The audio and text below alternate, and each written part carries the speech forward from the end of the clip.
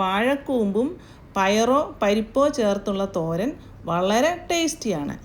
അതുപോലെ തന്നെ ടേസ്റ്റി ആയിട്ടുള്ള കൂമ്പിൻ്റെ മറ്റൊരു റെസിപ്പിയാണ് ഇന്നത്തെ വീഡിയോയിൽ ഷെയർ ചെയ്യുന്നത്.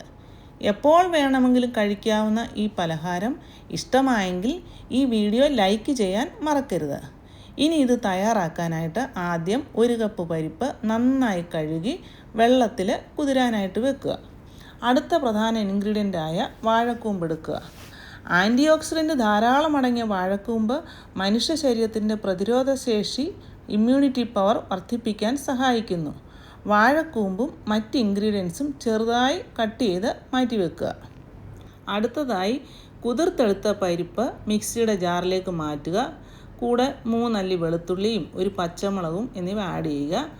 1/2 ടീസ്പൂൺ വലിയ ജീരകം മിക്സിയുടെ ജാറിലേക്ക് ഇടുക. ഈ ജീരകം ഈ സ്നാക്കിന് നല്ല ടേസ്റ്റ് നൽകും. ഒട്ടും വെള്ളം ഒഴിക്കാതെ നന്നായി അരയ്ക്കുക. അരച്ചതിന് ശേഷം മിക്സ് ചെയ്യാനുള്ള ബൗളിലേക്ക് ഇത് മാറ്റുക. ഇനിയും ഈ പരിപ്പിലേക്ക് ചെറുതായിട്ട് അരിഞ്ഞു വെച്ചിരിക്കുന്ന വാഴക്കൂമ്പ് ഇടുക. വാഴക്കൂമ്പ് ചെറുതായിട്ട് തന്നെ അരിയണം, അത് ഇമ്പോർട്ടൻ്റ് ആയിട്ടുള്ള കാര്യമാണ്.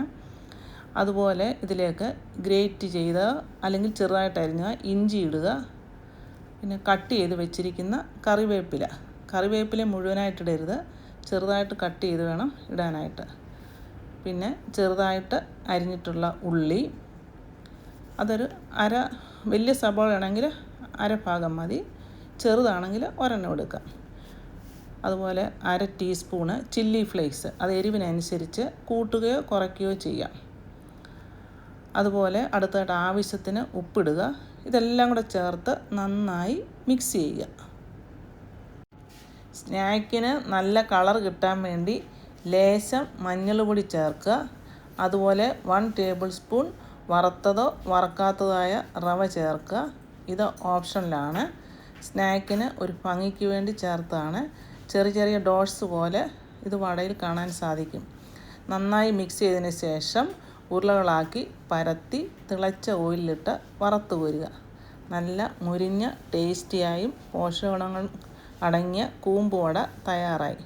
വെറുതെ കഴിക്കാനോ മറ്റ് സോസുകൾ കൂട്ടി കഴിക്കാനോ ഇത് വളരെ നല്ലതാണ്. പുറം ഭാഗം ക്രിസ്പിയും അകം ഭാഗം സോഫ്റ്റുമായ ഈ ആരോഗ്യവട നിങ്ങൾക്ക് ഇഷ്ടമായെങ്കിൽ ലൈക്ക് ചെയ്യുക, ഷെയർ ചെയ്യുക, കമൻറ്റ് ചെയ്യുക, സബ്സ്ക്രൈബ് ചെയ്ത് സപ്പോർട്ട് ചെയ്യുമല്ലോ. അടുത്ത ഒരു ഈസി റെസിപ്പിയുമായി കാണുന്നത് വരെ ഹാവ് എ നൈസ് ടൈം.